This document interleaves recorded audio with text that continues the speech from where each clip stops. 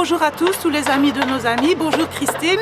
Aujourd'hui, nous ne sommes pas en interview comme ça, plic-ploc dans un café. Nous sommes bien à Thoin. Thoin, c'est le petit joyau de la Tudigny, entre la Sambre et la Biemel. Thoin, derrière nous, le musée de la batellerie, parce qu'il faut savoir que Thoin, la batellerie, c'est très important. Au début du XXe siècle, sur 5000 habitants, il y avait 1100 chefs de famille qui étaient membres de la batellerie. Et ça, ce n'est pas rien. Patrimoine de l'UNESCO pour le Beffroi depuis quelques années et aussi des marches de la marche de la Saint-Roch qui a lieu le 3e dimanche de mai. Donc invitation à tous les amis de nos amis, 3e dimanche de mai, la fête de la Saint-Roch à Thoin, on s'y amuse comme des fous. On va voir tout ça, le Beffroi et compagnie. Bah oui, le Beffroi c'est ici sur la place du Chapitre. On va y aller alors? Bah oui, si tu veux, oui. On y va? Oui, on y va. Alors ça évidemment c'est le Beffroi. Oui, nous sommes juste devant le Beffroi de Thoin, classé au patrimoine de l'UNESCO depuis quelques années, ainsi que la marche Saint-Roch, 3e dimanche de mai, ne l'oublions pas. Et c'est quoi ça ici? Ici, Bob, nous sommes devant la plus petite maison de Thoin. Ah, c'est une maison pour hobbits. Oui, c'est ça. Oui.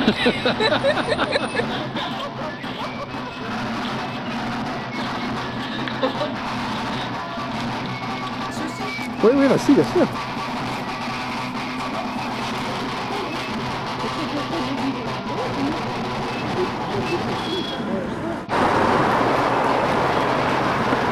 Bah, ici ça monte, ça descend. Ici ça monte, ça descend, mais ici juste derrière nous, ce sont les jardins suspendus de Thoin, une petite merveille, on invite tout le monde à venir prendre l'été, faire sa petite promenade.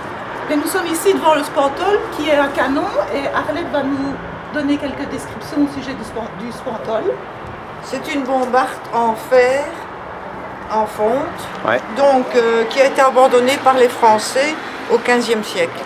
Ah, les Français ont attaqué les Belges? Ah ben voilà, ça oui. C'était pas des Belges à l'époque. Hein. Non, c'était pas des Belges. Non, parce que cette époque-là, ouais. On était hollandais, je crois. Ouais, c'est bien possible. C'est de la principauté, principauté de Liège, exact. Oui, et ça, c'est de la fonte, non? Et ça, c'est en fer, en fonte, oui. Ah bon, ils employaient ça pour tirer sur les bateaux qui passaient sur la Sambre, peut-être? Je ne sais pas. Et alors, notre vue s'appelle le Spantol. Roger Foulon a trouvé que c'était bien pour la Tudigny. Exactement. Il faut faire des grimaces, il faut bafouiller. Il faut être non. Oui. Et Saint-Roch, c'était quoi? Pourquoi Saint-Roch et pas Saint-Barnabé ou... Parce que Saint-Roch, on l'a sorti quand il y avait la grande peste en 1400. C'était en 1400 la grande peste, quelque chose comme ça. Alors grâce à lui... Et grâce à lui, parce qu'il a passé dans la rue qui s'appelait après la rue des Morts. Maintenant, c'est la rue Saint-Nicaise. Et on disait la rue des Morts parce qu'il y avait des morts partout dans toutes les maisons. Et ils ont sorti la statue et la peste s'est terminée. Oui, enfin, ça sont les légendes de l'époque. Parce qu'il y a eu beaucoup de saints qui ont... Oui, mais enfin, ici à Thoin, c'est comme ça. Tu accepterais de nous faire une tasse de café chez toi? Oui, bien sûr, très volontiers. Mais t'habites où, toi? Je vous invite... moi, j'habite à Biercé. C'est pas loin? Non, c'est un petit village ici plus loin où on fait de la bonne liqueur. Ah oui. Ah. La distillerie de Biercé, c'est la distillerie de Biercé. Ah, tu connais, toi tu connais? Oui, je connais. Toutes les distilleries et tous les alcools. C'est véridique, je suis allée au mois de décembre à la distillerie de Biercé. J'y ai rencontré un ami et nous avons bu plusieurs liqueurs là-bas, dont notamment la célèbre Eau de Villers. Et après, Bob, je devais aller rendre visite dans une mortuaire et quand je suis arrivée dans la mortuaire, j'étais rouge comme une tomate, mais bon, ça a été quand même.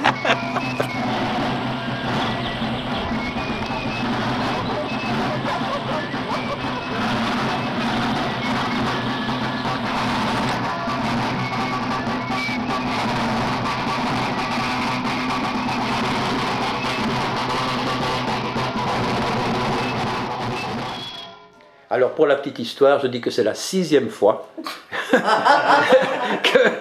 que Karine Lourd recommence sa présentation. Ouais, il faut le dire, les gens doivent savoir. Les gens doivent savoir le boulot que ça représente. Alors où sommes-nous ici? Ici nous sommes donc chez Arlette Dauvigny, qui est peintre, restauratrice et restauratrice de tableaux et présidente des artistes de Tudigny. Voilà, ah bah, tu vois, à la 7e fois on y arrive. Oui, à la 6e fois. Mais pour parler du Spantol. Voilà, pour parler du Spantol, nous avons ici Thierry Aumont. Thierry Aumont, ce n'est pas rien dans le monde belge de la littérature, parce que Thierry Aumont a été édité plusieurs fois chez Gallimard et a reçu en 1985 le prix Rossel pour Le Conservateur des Ombres. Thierry Aumont est rédacteur en chef de la revue Le Spantol et il va nous parler du Spantol. Oui, donc en 1946, il existait à l'initiative de quelques artistes de Thoin et de la région une jeunesse artistique et littéraire de Tudigny qui s'est transformée en 1955 ou autour de ces années-là en artiste de Tudigny.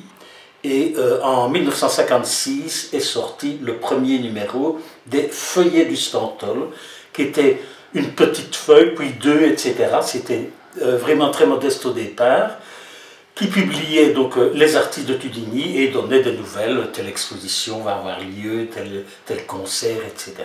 Donc il y avait à la fois des littérateurs, des peintres, des musiciens, au moins une récitante, et donc toute cette jeunesse artistique s'est transformée et a essaimé.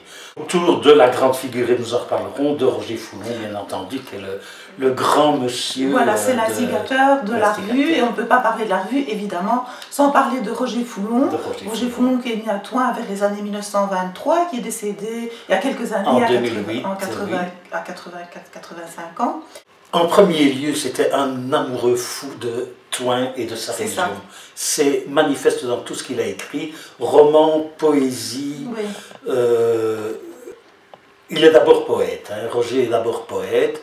Il a aussi publié toute une série d'essais sur des gens, des écrivains, Maurice Desombiaux qui a notamment...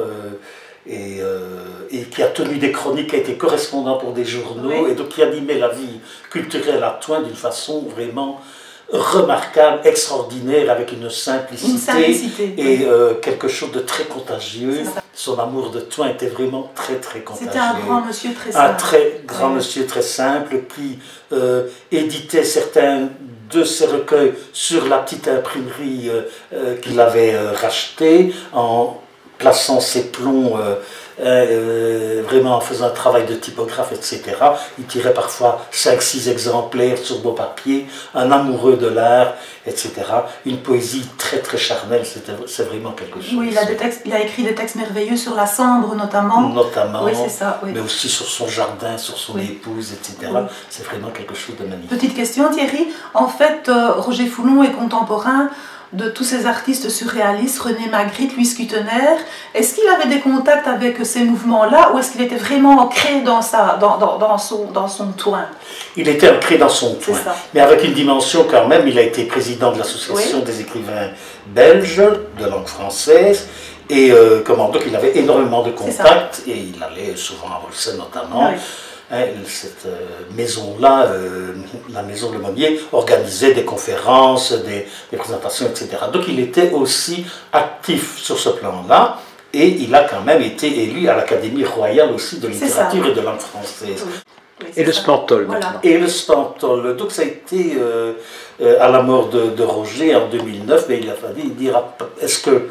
La question s'est posée, est-ce que le Spantol peut continuer sans Roger? Il s'est arrêté pendant 2 ans, je crois. Non, il ne s'est pas arrêté. Il ne s'est jamais arrêté, justement, c'est ça la particularité. Et donc, on m'a demandé, les artistes de Tudigny, ils se sont semblés, on dit Thierry, c'est toi qui dois le reprendre. C'est beaucoup de travail, donc j'ai quand même un peu hésité, mais bon, ça ne pouvait pas périr. Un trimestriel aussi. C'est un trimestriel. Qui en arrive à son numéro 370. 370, le prochain qui va sortir. Et 300 abonnés, c'est pas rien. Aujourd'hui, une revue littéraire qui a 300 abonnés fidèles, ce n'est pas rien. Mais il faut dire aussi que la revue est une très belle revue qui fait chaque fois au moins 150 pages sur un papier d'une épaisseur très correcte avec une belle couverture. Vous avez des subsides? Des subsides? Oui, nous avons des subsides de la province, du ministère de On a de la région wallonne aussi. Ça se monte à combien, grosso modo? Ça, je vais me tourner vers la présidente.